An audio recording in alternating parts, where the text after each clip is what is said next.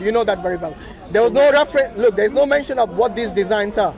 Do you agree? So if they went away, there's would you no not mention. understand it? No, look, I can make a little box here, and we'll still match that particular reference. All I'm saying is that how will you connect an artist's representation of what is mentioned in the Old Testament? Simple. Wait. How will you connect this to Moses? Because his name is actually mentioned just prior to that whole description. Yeah, but that's still is that not good enough? That's still not archaeological evidence. Okay. So do you agree? Look, either you admit that you don't have any archaeological evidence to back up your claims, or you just say the only evidence we have is the Old Testament. Okay. That's all. No, I can understand where you're coming from. Good. You're saying this in itself is no more evidence than basically we're going in a circular argument to is this authentic? Exactly my point, yes. Finally. Okay, I can understand that. Yeah. The only other layer of evidence I can bring to bear is the fact that we both agree the temple existed. Do we both agree that the temple existed? The temple existed at one time, yeah. Okay. Do you know what the temple was for? For prayers. What else the temple is for? It's for worship, isn't it? Do you know why the temple was built? To basically cover the holies of the holies. Okay, this is where the gap between what the monotheists understood and what you can understand based on the scant evidence in the Quran. There's a world away from the reality. I did not even mention the Quran. So no. I think, Colin, wait. With all due respect, when you make statements like that, yes, without any evidence, did I mention the Quran? No, I did not. No, I wasn't making. So don't say scant evidence is in the Quran. Scant, compared to the evidence that I've got here in my Torah and the references, you would agree that the Quranic references to the Old Testament would, at the very best, be scant in compared to all of this. Okay. And you don't need them. I'm not saying you need them. Exactly. So the Quran did not come. The Quran did not come to prove to us what is in the Old Testament. The Quran is a book that was given to Prophet Muhammad, the last messengers, confirming not only what came before in terms of the teachings, also confirming the previous prophets and the messengers. Right. Yes?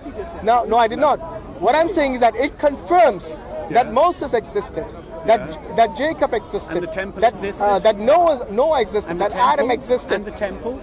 I don't think there's any mention of the temple in the Quran from what I know. I might be mistaken. But wait a minute. Colin, the detail is lacking. Yeah, we don't need the details for our salvation. This is the difference between us.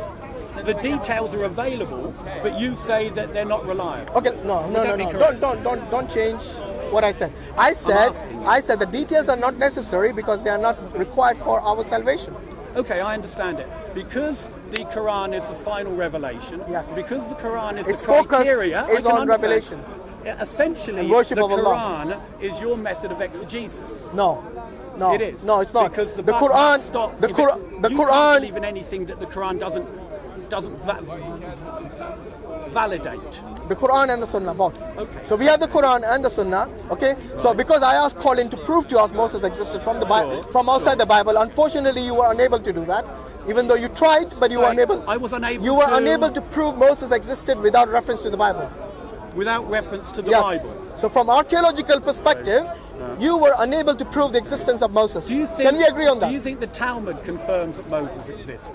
The Talmud. Again, the Talmud, when you talk about the Talmud, the oral tradition of the Jewish people, again, it's from the scriptures. The oral tradition of the people who gave us the Old Testament, the Torah, have always uniformly involved Moses as the centerpiece of their whole religion. He was the person, he was the patriarchs. Are you trying to say that there's, That's still not archaeological evidence. Okay. So shall we agree there is no archaeological evidence which you claimed earlier with regards to Moses? Are you going to agree about that? To Moses? Yes. Okay, this is an archaeological evidence. What? The Talmud? The Torah. No, the Talmud. No, I'm agreeing with you. Allow me to agree with you. That's not a trap. I agree with you. I'm agreeing with you. So you agree that there is no archaeological evidence? That my claim I can give you archaeological evidence has not been backed up by my reference to the Talmud or to the Torah. Okay, so as far as Moses is concerned, we don't have any archaeological evidence. To prove that he exists? Yes. Do we need it? As believers, we don't need it, but because that is a claim you made. No, Colin, because that was the standard you used. Remember? Moses is not Hold on. Colin, we were discussing about the hadith. Yes? Okay. I told you that we have the science of hadith. We have the chain of narration. Sure. We have the matan, the body itself, to verify. Right. We have the ilm al-rijal, which is basically every single node within the chain of narration. Sure. We know who they were. We know their biographies. Yes? You, on the other hand, have a 1,000-year gap, which you cannot fill without. The only way you can the only way you will believe what Moses said is basically take at face value what you have in the extant manuscripts, or in the Pentateuch, or in the Dead Sea Scrolls, which again date to 1,000 years after Moses. Okay. Wait. Yeah, go on, please do. The difference between that and the hadith that we have, even the weakest hadith, yes, the da'if hadith we have, yes, even the da'if hadith, the weak hadith, they have the chain of narration, they have the matan, they have the ilm al-rijal to back it up. But you see, unfortunately for the Christians and the Jews, they do not have such a rich science to verify their scriptures. All you have to say is, yes, this is what we found in the Dead Sea Scroll in a desert a long time ago, and we are going to believe that is exactly what the people believed when Moses used to preach the Torah. But you see, this is a claim. This is nothing that you can verify. You know what? The problem exists, though, in a whole ream of Quranic verses that actually confirm these books that you're saying I can't prove to be true. So you need the Quran to verify your book? For you, I do. But it's not for me. I'm asking about you. How will you verify? See, so many times I've asked you this question, Colin. How will you verify? Not how will I verify. How will you, as a believer, verify? Now you're saying the only way you will fall back is on the Quran. Seriously? Right, no, for you, because it's the only. But it wasn't for me. The question is for you, my friend. Okay. How will Colin verify that the Old Testament that you have today in possession, which you have a 1,000-year gap between the earliest extant manuscript? Okay, what I have here is a 900-year predating Torah to the Quran. This is the Torah that was accessible by the community of people called the Jews, the ones on whom we base our being people of the book. The monotheistic foundations, they accept this book. They do not dispute it. They don't dispute anything in this book. This has been accepted uniformly within the whole history of Judaism, and from the earliest copies, this is it. Now, Hashim is That's saying, a claim. That's a claim. Is saying that the fact that this predated Muhammad by 900 years, it doesn't authenticate it. Now, the only way that he can coherently undermine this is to produce me something early. Colin, can you produce Colin, you know what you have done there? When I asked you the question, you put the question back on me. Look, I don't need... Hold on, Colin. Listen to the question. I think that is the problem is you're not listening. Listen to the question. The question is for you as a Christian. Yes? Because you believe that the Old Testament and the New Testament are both revelations from God. I do. They're both inspirations from God. Now you see, before the Quran came, like you said, 600 years or even more, like 2,000 years since Moses, whatever you say, despite that, regardless of that, how will you, Colin, if you were in the time of, say, before Muhammad, 100 years before Muhammad, before even the Quran was revealed. Okay, listen. 500 AD. Yeah, listen. Yes. Before Prophet Muhammad was even born. Yes? Let's say you were a believing Christian. You had that book in your hand. Yes? How will you, Colin, verify what Moses said more than 1400 years, or sorry, in that time it will be like 1900 years. Yes? How will you verify it? I'd ask the Jews. And you'll take it at face value? I would. You would? So the Jews will tell you... Who would you ask? Wait. Who would you ask? Wait a minute. One at a time. So the Jews will tell you... They'll show me. No, they will tell you. They won't tell me, they will show me. They can show you. So you're telling me that if they show you the book, you'll believe it. They will show me a copy that predates Muhammad by 900 years. You keep saying that. Is that like a point you're trying to score there? No, the point is... Just because it predates something doesn't mean it's true. If you can't show me... Otherwise you'd become a Hindu. You know, the Bhagavad Gita predates the Old Testament by so many hundreds and thousands of years. But the thing is, you wouldn't believe in the Bhagavad Gita as the original we're text from God. Confined, unfortunately, with time and space and matter. So as far as asking for evidence, matter meaning physical things, right? When you say to me, show me evidence. Yes. How will you verify what Moses said? And I go back to the very earliest evidence. Which is? You claim, Which is how many years? But you're saying You need to prove this wrong. I don't need to prove this right. The onus is on you because you are making the claim. You're the one who believes in. Yes. I don't need to believe in it. Right. All I need to know is that Torah was given to Moses, and the Injil was given to Isa. Show me where the corruption. Colin, wait a minute. Let me finish. Yeah. As a Muslim, all I'm required to believe is that the Torah was revealed to Musa alayhi salam, and the Injil was revealed to Isa alayhi salam. So as far as my faith is concerned, yes, I already believe that. I don't need to produce actual evidence to believe that. Right. That is my faith. Wait a minute. Colin, wait a minute. Okay. My faith. I can believe that by faith it was given to him. I also know that over time these books were corrupted and things were added in it and things were removed from it. Again, this is mentioned in the Quran, in Surah Al-Baqarah, verse 79, in Surah Al-Ma'idah, verse 38, and so on. Right. So this evidence is already there in the Quran that these books were corrupted. However, the Quran and the Sunnah do not say... Pennies dropped, I understand. No, I haven't finished. The Quran and the Hadith do not say that all of the Old Testament and all of the New Testaments have been corrupted. Right. It does not say that. Yeah. But there is corruption in it. Right. It does mention that. Okay, Hashim, what you're saying... Let me finish, then... I haven't finished. You need to understand the question I'm asking you. The question I'm asking you is that without you using evidence, i.e. the Quran, because you know you don't believe in the Quran, yes, you don't believe in the Sunnah, so you cannot. Exactly. So for you to take support from the Quran and the Hadith would be pointless because you don't believe in it. This is what puzzles me. What? I'm not required to believe in my faith the Quran. Hashim, on the other hand, is bound to accept this surah. O people of the scripture, you are nothing until you uphold the Torah and the gospel and what has been revealed to you. So what Hashim is saying, I need to provide evidence that goes back beyond the 900 years prior to the Quran. But the only evidence he needs to provide is evidence 900 years later than my evidence. No, I don't. No, because read that verse again. Your sole root, your sole source of evidence is something that came 900 years. No, that's not my sole evidence. Well, what other evidence? My sole evidence is the Quran.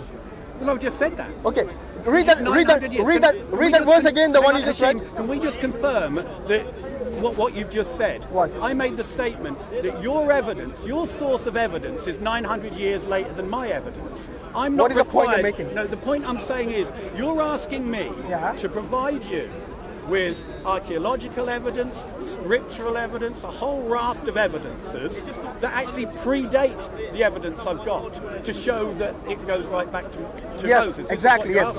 And you haven't been able to provide that. What I'm saying to you is, I can give you evidence. I can give you a quantity of evidence. You tried, but you failed. Hang on. And the only evidence you've got is something which is written 900 years after this that I'm not even required to believe in. No, hold on. This is what I don't understand. You see that, Colin, you see, this is where we're different.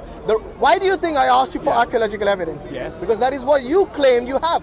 Okay. But when I actually questioned you on it, it turns out you don't have anything. Pin me down on it. I did. Right, pin me down again on it. Okay. Pin me down. Pin you down? Okay. Wait.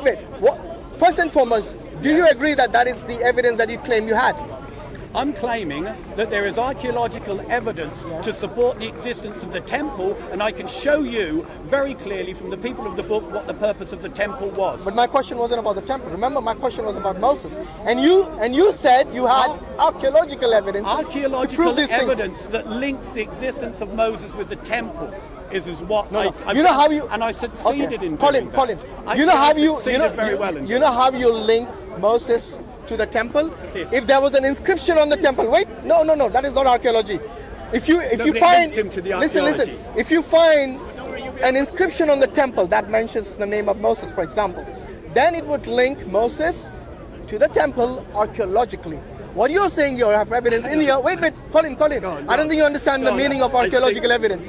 In order for you to link Moses, not archaeological. No, I didn't say Moses. I said the evidence of Moses' existence. Next week, inshallah. Is for you to find an inscription. On a temple, Gotcha. and then I would say yes. You have a link to Moses, and this is proved archaeologically. Tell me if you think this is an adequate answer to what you've just said. Yeah, go on. You tell me. Right. What I've tried to do, and I think I've already proven it, I'm trying to link Moses with the archaeological evidence of the temple. I can't provide you with archaeological evidence of Moses because I don't know where his bones are.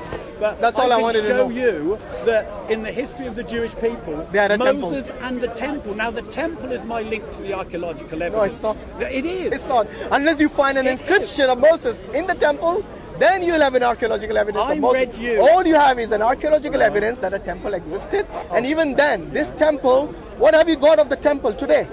The Western Wall?